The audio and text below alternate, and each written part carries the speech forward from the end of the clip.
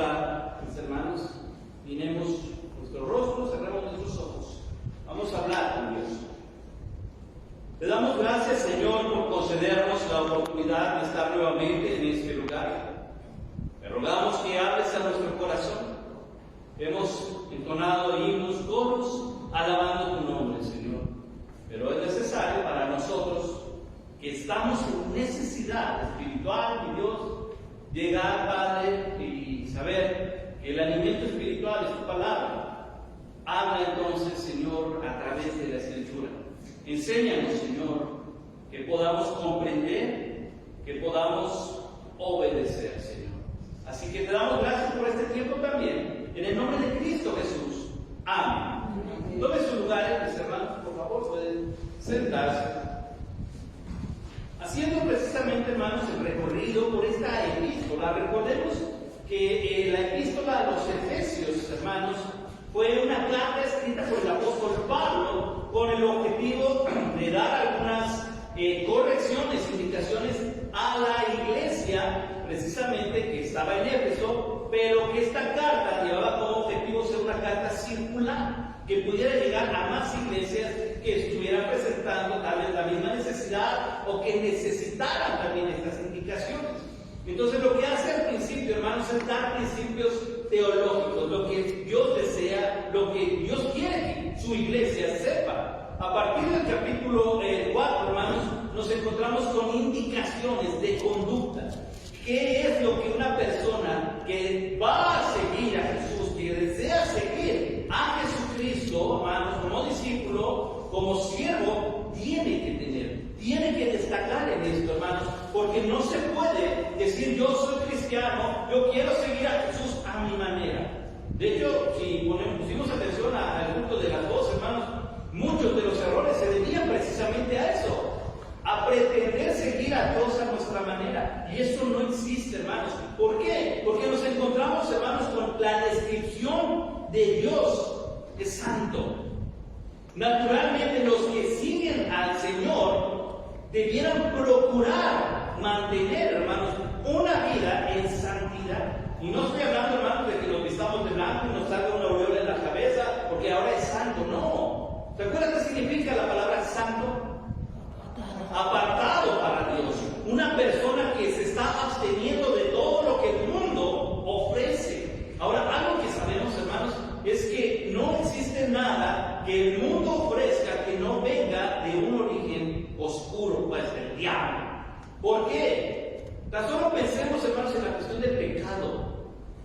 Por alguna causa, el apóstol Pablo escribe que la paga del pecado es muerte. No existe el pecador feliz, hermanos. No existe la persona que practica el pecado que sea feliz. Por el contrario, lo que encontramos son personas con un alma vacía, hueca, familias destruidas y una sociedad en crisis. Sin embargo, el apóstol Pablo nos hace saber que hay una diferencia para todos los que le han pedido a Jesús el señorío en su corazón. Y dice así, el versículo 17: esto pues digo y requiero en el Señor. Mire, aquí viene una indicación: que ya no andéis como los otros gentiles que andan en la vanidad en su mente. Ya ustedes han recibido el mensaje, ustedes tienen el mensaje del Señor. No pueden comportarse como los demás. Y hacen hincapié precisamente a estas iglesias, hermanos, que son gentiles. Recordemos, estas iglesias ya son iglesias cristianas. Y están en Asia Menor, así que son gentiles. Cuando hablamos de gentil, no es una persona noble, es una persona no judía. Entonces dice, ustedes compórtense como cristianos, no como los que no tienen nada que ver con el Evangelio de Jesucristo. Su comportamiento, y esto ya es un menester que pone el apóstol, que ya no andéis. Ya no puede ser. Si nosotros pretendemos buscar al Señor, hermanos, nuestra conducta debe ser clara. A partir del versículo 17, no podemos, hermanos. Y la recomendación es, no lo hagan. No lo hagan. Vean el comportamiento de los demás. Con Jesucristo no podemos jugar. Así que tiene que existir algo que caracterice. Dice el 18, ¿cómo andan estas personas? Dice, en la vanidad de su mente. ¿Qué significa la palabra vana? vacío, hueco, ¿verdad? Por eso se habla de, qué vanidosa eres, ¿verdad? Qué vanidoso eres, porque ve un espejo la persona vanidosa y luego se empieza a peinar y se acomoda, qué vanidad, ¿verdad? Sin embargo, vemos el alma vacía.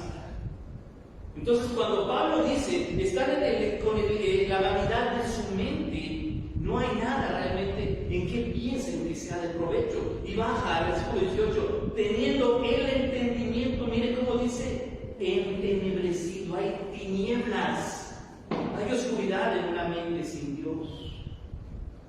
No nos dejan pensar bien, hermanos, el pecado es esclavizante, es cruel. Así que una persona que está en la iglesia debe mostrar una transformación. Y no es que sea voluntaria, hermanos, es la obra de Dios en nuestra vida que va generando esa transformación. Dice así, claro, estas personas tienen el entendimiento entenebrecido. ¿Cuál es la causa? Mire, dice ahí, ajenos de la vida de Dios por la ignorancia que en ellos hay. Otra causa, por la dureza de su corazón. ¿Cuál es la razón por la cual el comportamiento se vuelve mal? Fíjense que hasta cuando se marca el pecado, se marca el vicio, se marca la mentira, se marca el robo, algo en una persona, lo primero que hacemos es ponernos a la defensiva. Defendemos nuestro pecado. Sí hay, Pablo está diciendo con verdad, ¿qué es lo que ocurre ahí? Están ajenos a la vida de Dios. ¿Por qué? Por ignorancia. Uno tal vez no saben de Dios, o dos, la dureza de corazón, no quieren recibir ayuda. Ese es el problema. Ahora dice el 19, los cuales, después que perdieron toda sensibilidad, mire, no era el origen. El pecado los llevó arrastrando a esto. Perdieron toda sensibilidad, se entregaron a la lascivia para cometer con avidez toda clase de impurezas. Y la lascivia tiene que ver con malos pensamientos, con un desorden sexual. Y de eso, hermanos, pasó al pecado en físico. Así que estas personas no solo estaban ajenas de Dios, sino que había dureza en el corazón, había oscuridad en su mente, había lascivia en su mente y había impureza en su cuerpo.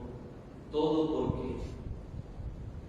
por no estar cerca de Dios. Entonces esta es una realidad, hermanos. Pablo no levantó el dedo y se puso a señalar, a ver, tú. Pablo les dice a la iglesia, abran los ojos y nótese cómo está la sociedad.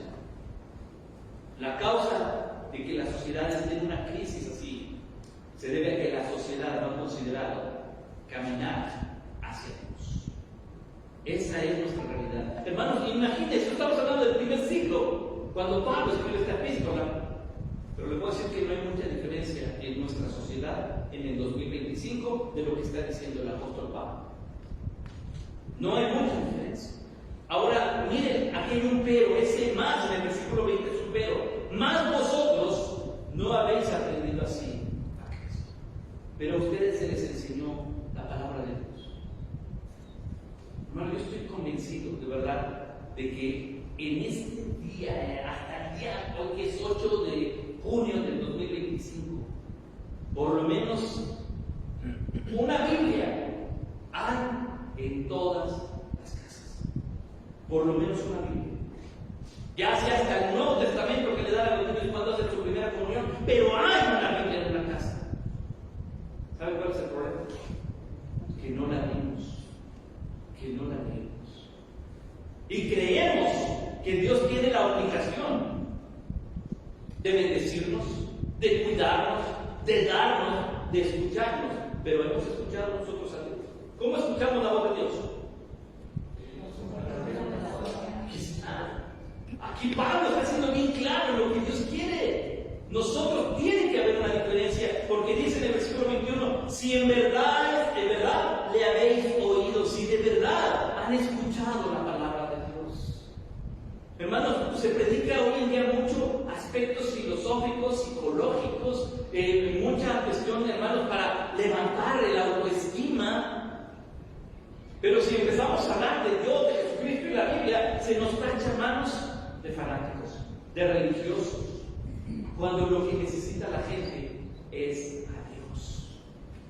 Y a Dios lo buscan cuando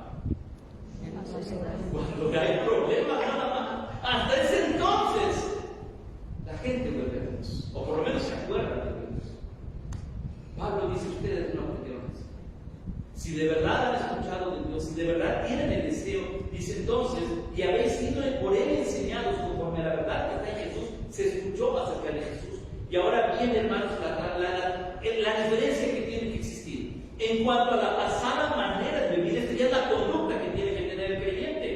Miren, despojaos del viejo hombre. El viejo hombre es el que está lleno de vicio, el que está lleno de pecado, el que está, como lo dijo arriba, con el entendimiento entenebrecido, en la vanidad de su mente, ajeno de Dios, en ignorancia y dureza del corazón. Ese es el viejo hombre, el que está sin Dios. Por eso habla una pasada manera de vivir. Ese ya no eres tú, que está viciado conforme a los deseos engañosos. Y aquí viene el contraste: renovaos en el espíritu de vuestra mente. Aquí, hermanos, por lo menos hay varias cosas que Pablo nos dice aquí. Lo que tenemos que hacer, hermanos, primero es despojarnos. De la misma forma, el concepto es cambiarse de ropa. Cámbiate lo que está sucio, cámbiatelo, quítatelo y comienza a poner ropa limpia. Ese es el concepto. Segundo, dice: renovaos en el espíritu de vuestra mente, hermanos. Filipenses 4:8 dice: todo lo bueno, todo lo honesto, todo lo justo, si algo digno de alabanza, en esto pensad. ¿Cómo puede haber una transformación en nuestra mente, hermanos? No nada más se buena esa primera, ¿verdad? Ahorita tengo el pensamiento a que me va a llevar a pecar, y de repente 2, 3, ya estoy bien, y hablando con Dios y hablándole a todos. No, hay un proceso, hermanos. Y Pablo nos da una recomendación: todo lo bueno, todo lo honesto. ¿Dónde encontramos todo eso? En Dios, en la palabra de Dios. Así que lo que tenemos que hacer, hermanos, es llegar. Y sí, hermanos, la Biblia no es un libro mágico. La Biblia es un libro, hermanos, que nos habla, nos da principios, nos muestra la voluntad de Dios, y entonces nosotros, conociendo la voluntad de Dios, disponemos nuestro corazón para hacer lo recto. Y recuerda, hermanos, Dios no bendice la desobediencia. ¿Por qué entonces los que están arriba descritos están pasando todas las crisis y tragedias que Pablo dice aquí? Precisamente por esa causa, porque no conocen, no quieren saber acerca de Dios. Y el tercero es vestidos de nuevo hombre. ¿Se da cuenta? Nuevamente retoma esto con cambio de vestidos de nuevo hombre, creados según Dios, como justicia y santidad de la verdad. Hay 3 características: hay justicia, hay santidad y hay verdad. Una persona, hermanos, que tiene estas características se nota. Una persona que vive realmente haciendo justicia, luchando por la... Y no estoy hablando de que sea un guerrillero con las fuerzas armadas, no, hermanos. Es una persona de integridad en su casa, en el trabajo, en su colonia, a donde va, y la gente puede dar testimonio de eso. Hermanos, una persona de integridad no anda proclamando en las calles: ¡qué bueno soy! Una persona de integridad, la gente lo mira y sabe que se puede confiar en él. Esa es una persona de integridad. Una persona que va caminando y la gente dice: mira, él es cristiano, ella es cristiana. Porque se nota la diferencia y todo lo que viene aquí. Y ahora viene en el 25, hermanos, nuevamente lo que Pablo dice: esto no debe ni siquiera estar entre ustedes. Por lo cual, desechando esa palabra, hermanos, es clave. Quítala, como cuando sacamos la basura. No nos ponemos nosotros a escarbar de verdad de la bolsa de basura. A ver, esto si me sirve, esto no, pues ya es basura. Todo va parejo, todo lo que tiene que salir tiene que ser desechado. Dice: por lo cual, desechando, y bien lo que dice, la mentira, y nos da lo que viene: hablar verdad cada uno con su prójimo. ¿Qué es lo contrario de la mentira? La verdad. ¿Por qué Dios nos dice: no dirás falso testimonio? Esas son mentiras. Prácticamente en el mandamiento dice: ¿por qué no debes decir mentiras? ¿Recuerdan por qué causas Dios aborrece el pecado? Son 2 causas. En la primera, porque nos separa de Él. Por eso es que Dios aborrece el pecado, porque Dios es santo y el pecado nos separa de Él. Y en segundo lugar,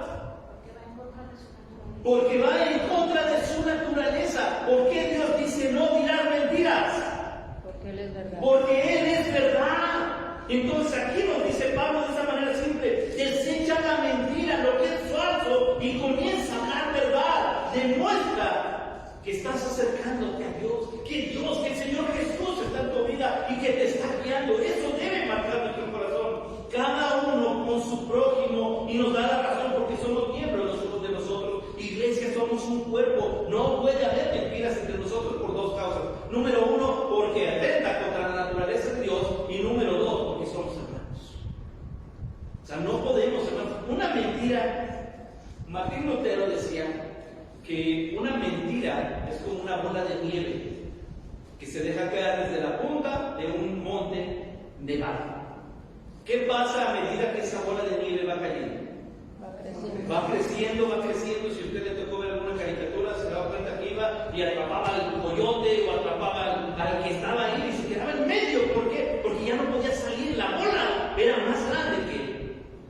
Para cubrir una mentira, hermanos, cuando es descubierta la mentira, se tiene que inventar otra mentira más grande. O a veces hasta dos mentiras.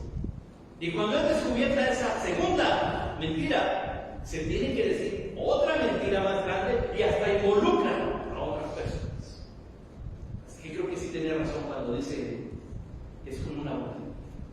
Aquí Pablo es bien claro al decir no, la mentira es peligrosa. Después nos dice hallaos, pero no pequéis.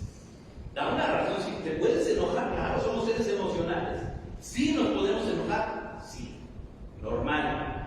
¿Cuál es el problema? Cuando nuestra ira se convierte en un pecado. Cuando agredimos, cuando ofendemos, cuando hay violencia, hermanos. O simplemente, miren, dice después, no se ponga el sol sobre vuestro enojo hasta cuando nos vamos a dormir enojados. Nunca se vaya a dormir enojado. Trate de conciliar, hermanos, una paz, una tregua antes de cerrar los ojos. Si es con la esposa, hermanos, aunque estemos enojados, dense la mano y no de amigo, como esposos. Vamos a dormir. Cuida que quieres que no. Háblala de la amiga, ¿verdad? Voy a dormir contigo. Somos esposos. Si son padres e hijos, dense un beso de buenas noches. Mañana hablamos. Si son hermanos, dense un abrazo. Podemos continuar mañana, pero hoy que pases una buena noche.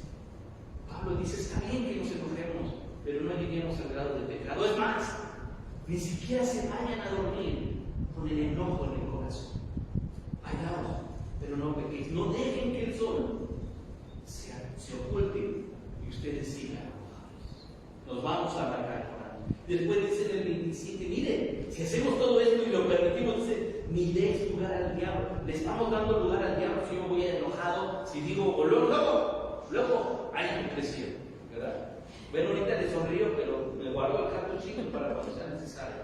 Y se lo voy a decir cuando usted no perdona. Si ya tiene la cartuchera llena de cartuchos, no hemos perdonado. Porque estamos pensando en qué momento usar esa herramienta. No. Pablo dice, no le den lugar al diablo. Sigue habiendo la transformación. El que hurtaba, el que robaba, ya no robe más. ¿Cuál es el remedio para el robo? Trabaje. Hermanos, dice Pablo que el que no trabaje, que no coma. Eso está en la Biblia, no me lo invento yo, está en la Biblia. Así que Pablo dice, trabaja, haciendo con sus manos lo que es bueno. Hay talento, hermanos. Dios nos dio a todos talento. De alguna manera sabemos hacer algo y algo hacerlo bien. No sé de qué manera, pero Dios fue bueno, hermanos, y realmente nos da talentos para poder hacer trabajos, para poder tener alguna forma de sustento de una manera limpia, para que tenga que compartir con el que padece necesidad, para que incluso, mire, ya no anda haciendo mal robando, sino que ahora que trabaja, incluso puede ayudar al que está en necesidad. Si se da cuenta de esa transformación, y Pablo se lo está diciendo a una iglesia. O sea, es necesario que en la iglesia no exista eso. Después dice, ninguna palabra corrompida salga de vuestra boca. Ninguna. Miren que México tiene un español rico en palabras, de verdad.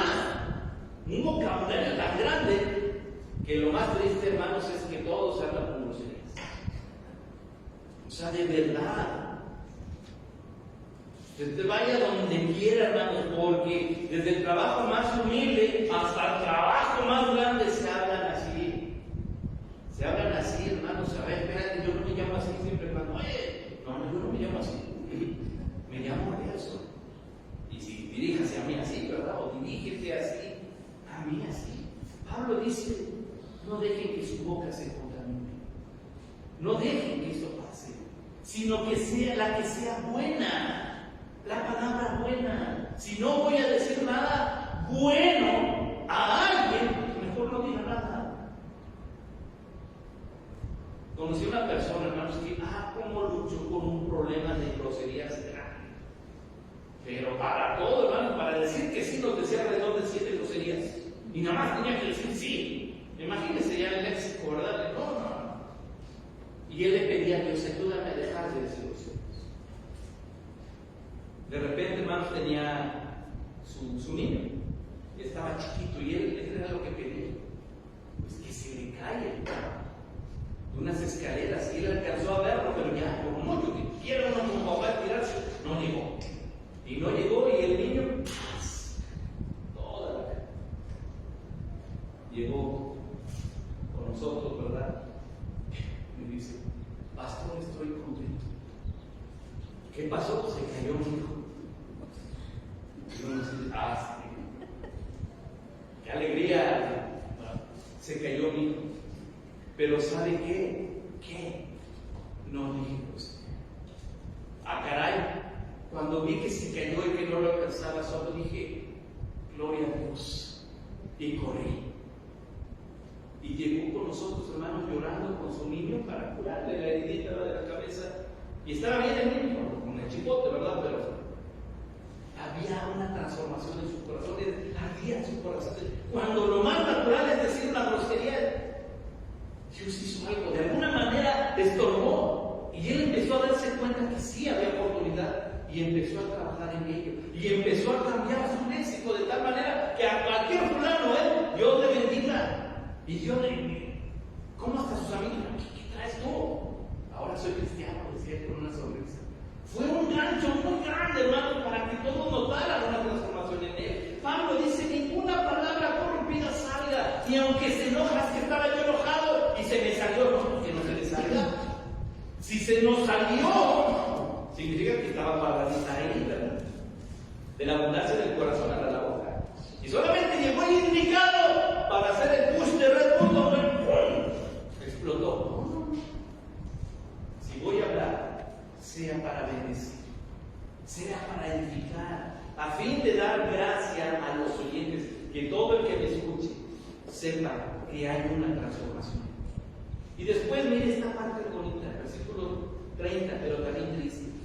No contristéis al Espíritu Santo de Dios, con el cual fuiste sellados para el día de la redención. No hagan que el Espíritu Santo los entristezca. Hermanos, cuando vimos neumatología en teología sistemática, se acordará que vimos los pecados contra el Espíritu Santo. Uno de ellos precisamente es el contristar. ¿Qué es lo que está ocurriendo en esta iglesia, hermanos, que pone triste al Espíritu Santo? El pecado. Cuando nosotros, hermanos, que el Espíritu Santo mora en nosotros, recordemos, el sello del Espíritu no es una marca. El sello del Espíritu es la presencia del Espíritu Santo en nosotros. Por esta causa dice Pablo, ¿quién te está escuchando cuando maldices? ¿Quién está viendo lo que estás diciendo? ¿Quién está viendo tu corazón amargado? El Espíritu Santo. ¿Y qué provoca en el corazón del Espíritu Santo una actitud así? Tristeza. Pablo dice, no hagan que el Espíritu Santo los mire y se sienta triste. Pero no piensen en esto, ahora que llegue a su casa, ahora que llegue a su casa, porque tenemos que evaluar nuestra vida, hermanos. Piensen realmente. Pensemos antes de cerrar los ojos y dormir. Examinemos nuestra vida. ¿Qué fue lo que hice? ¿Acaso le di tristeza al Espíritu Santo? Porque Él nos vio. Él es tú. Él miró. Y no deseamos, hermanos, que el Espíritu Santo se ponga triste de vernos. Realmente qué bonito es cuando los hijos nos miran y estiran los brazos de que les da gusto vernos, ¿verdad? Pero conozco gente que cuando llega el esposo de trabajar, sienta la casa, o llega el esposo de viaje, ¿verdad? El esposo de amargura, enojo, ira, gritería, maledicencia y todas las. Quítese de ustedes esto. Esto no va de la mano con la vida en Cristo. Con la ya no tocó. Y mejor marcó por teléfono. Es que los oí discutiendo.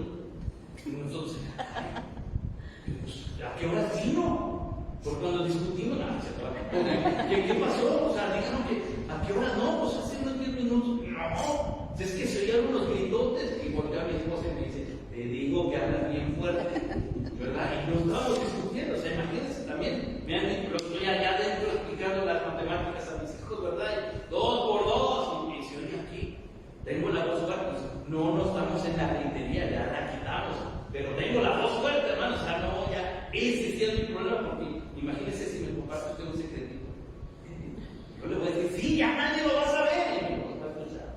O sea, no, pero la idea, hermanos, aquí que Pablo da es tener cuidado con la gritería. Es una falta de respeto, es un ataque. Después dice maledicencia. Nuevamente hablamos de las malas palabras. O maldecir a una persona, toda malicia, ya lo que está aquí en nuestra mente se induce a mal. Y aquí viene otra vez el contraste. Amas, seguidores del Señor. Los que buscamos una transformación en Cristo, ser benignos. Esto habla de humildad. Seamos humildes unos con otros. Misericordiosos. En la escuela dominical hacemos hincapié en esta palabrita, ¿se acuerdan? De la misericordia. ¿Qué significa y cómo la puedo mostrar? Otra cosa, perdonándonos unos a otros. Perdónense. Esta palabra, hermanos, da paz, da mucho descanso. Poder decir, te perdono, o poder escuchar, te perdono. Hermanos, da paz y descanso. ¿Se siente perdonado por Dios? Porque yo me dicen, alguien, ¿cómo puedes dormir tan tranquilo? Pones la cabeza en la mano y duermes. Y sin arrogarse, porque estoy bien con Dios. Nada más por eso puedo dormir y soñar con los angelitos. ¿Por qué? Estoy bien con Dios. De verdad tengo paz con Dios. No es que haya sido santo, sé que le pequé y que ofendí a Dios. Pero creo en la obra maravillosa de Jesucristo en mí. Estoy en paz con Dios. Y puedo dormir y descansar en paz. No hablo de morirme, hablo de descansar sin contratiempos. Perdonándonos como Dios también nos perdonó a nosotros. Hermanos, esta es una lista de conductas que Pablo nos dice de qué manera nuestra vida debe de conducirse.